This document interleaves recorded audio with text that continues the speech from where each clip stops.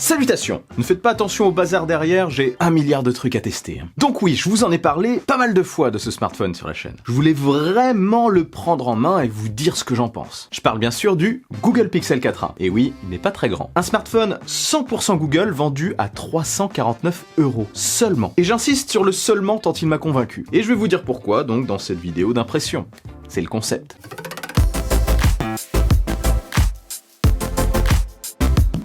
Oui, d'impression. Je l'ai pas eu assez longtemps pour vous rendre un test ultra détaillé, même si, personnellement, mon avis est désormais définitif. Et je trouve que j'ai bien eu le temps quand même de faire le tour de l'appareil. Déjà, premier constat intéressant à noter pour moi, j'ai tendance à le mettre dans ma poche droite. Là tu me regardes avec des yeux ronds, mais pourquoi dans sa poche droite? Ça veut dire quoi ça? Déjà tu te calmes. Mais oui, mais c'est quoi cette remarque chelou? Je ne sais pas quel type de personne j'imite, mais c'est bizarre. Pas si chelou que ça cette remarque, car ayant 2 smartphones sur moi, j'ai tendance à mettre mon smartphone principal dans la poche droite, parce que je suis droitier. Et bien depuis que j'ai le Pixel 4a, mon principal est passé dans ma poche gauche. Et ce sans réellement réfléchir, c'est arrivé très naturellement. J'avais envie vraiment de l'utiliser tout le temps au final ce smartphone. Parce que oui, beaucoup de choses me plaisent en lui. Son gabarit déjà. J'aime utiliser un grand smartphone, mais avoir un petit smartphone en complément, c'est super agréable. Après, je commence à me demander lequel est en complément de l'autre, et je dois vous avouer que je ne saurais le dire. Oui, le Pixel 4a n'a pas de finition premium, il est en polycarbonate, mais sincèrement, au regard de l'expérience, de ce qu'il propose et de son tarif, franchement, je m'en moque. En plus, ça rend le produit spécialement léger. D'ailleurs, si le polycarbonate vous effraie côté choc, côté chute, ça me fait peur perso rien que d'y penser, Rhino Shield, vous savez le partenaire de la chaîne, mais si tu sais, eh bien ils font des coques de protection aussi pour le Pixel 4a et les autres d'ailleurs. Vous aurez le choix entre plein de finitions, il y a vraiment de plus en plus de choix et de finitions intéressantes, comme Naruto, j'adore celle-ci par exemple, ou alors Team Vitality, et plein d'autres. Mais si vous êtes plus dans le sobre mais chic, oui, vous avez toujours les autres finitions, carbone, etc. Si vous êtes intéressé comme d'habitude, vous retrouverez le lien dans la description, et n'oubliez pas que vous avez moins 10% avec mon code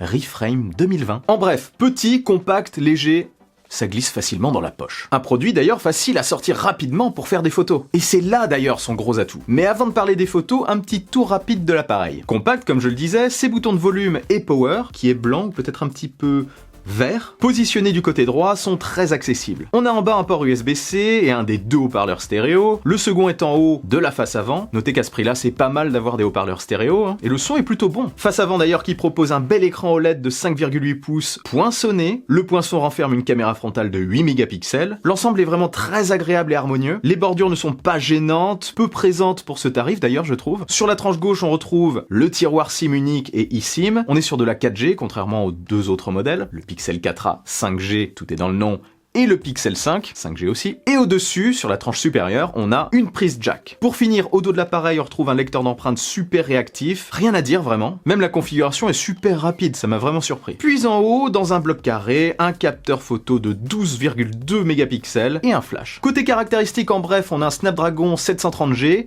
6 Go de RAM et 128 Go de stockage. Oui, ce n'est pas un monstre de puissance, mais ça ne se ressent absolument pas à l'usage. Google maîtrise vraiment l'ensemble du produit. La navigation est d'ailleurs super fluide, rien à dire là-dessus. On est sur de l'Android pur et franchement c'est super appréciable. Vraiment, j'adore ça. Côté photo, j'ai pu shooter un peu de jour et de nuit. J'ai encore envie de faire pas mal de photos et j'essaierai de vous les partager sur les réseaux sociaux, principalement sur Twitter, comme je l'ai déjà fait la semaine précédente. Comme toujours, Google montre vraiment sa maîtrise côté logiciel. Les photos sont excellentes. C'est très difficile d'en louper.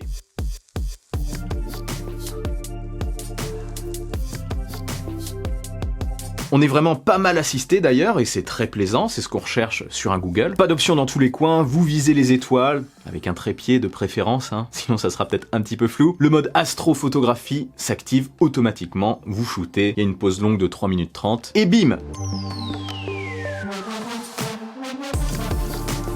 Après, vous pouvez retoucher tout ça dans Google Photos, pareil de manière automatique. Google vous propose des retouches, et c'est vraiment pas mal.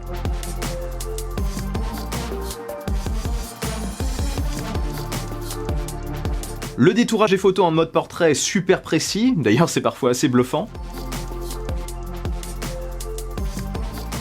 Et sinon, les photos classiques de manière générale sont belles. Non vraiment c'est un excellent photophone, et si on le juge juste en fonction de son tarif, 349 € je vous le rappelle, on est face à un produit qui peut clairement se mesurer à des smartphones beaucoup plus chers. Sinon, les vidéos sont bonnes, bien stabilisées.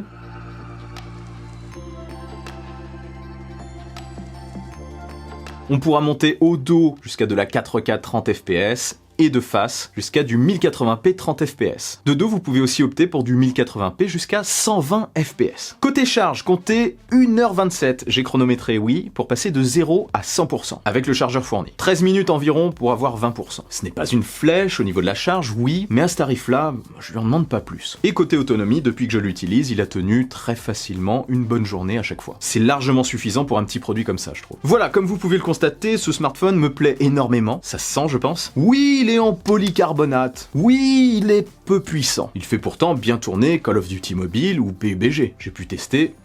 Aucun souci. Je pense qu'à ce tarif, si vous cherchez un petit gabarit qui fait des photos plutôt fantastiques. Petite parenthèse d'ailleurs, les propositions de retouches, comme je vous le disais tout à l'heure, dans Google Photos, offrent souvent de très bons résultats. On est encore une fois assisté par Google, mais comme je vous le disais, c'est plutôt cool. C'est leur force de toute façon. Les assistants, Google Assistant, l'IA dans Google Photos, etc. C'est exactement ce qu'on recherche sur un smartphone 100% Google. Donc je disais, je reprends. À ce tarif, si vous cherchez un smartphone compact, qui fait de superbes photos, qui est vraiment fluide avec un bel écran OLED bord à bord, léger et quand même dans l'air du temps côté design, surtout de face, ce Pixel 4a ne devrait clairement pas vous décevoir. En plus, il a une forte identité ce smartphone. Il est top. J'ai vraiment hâte du coup de pouvoir tester les autres modèles. Ça promet. Alors de votre côté, vous en pensez quoi de ce Google Pixel 4a? Petit mais costaud. Google semble avoir trouvé la bonne formule cette année. Vous ne trouvez pas? Dites-moi ça en commentaire. Et si cette vidéo vous a plu et que vous voulez m'aider à passer le cap des 100 000 abonnés, partagez-la sans oublier le bon pouce en l'air qui claque. Ouf.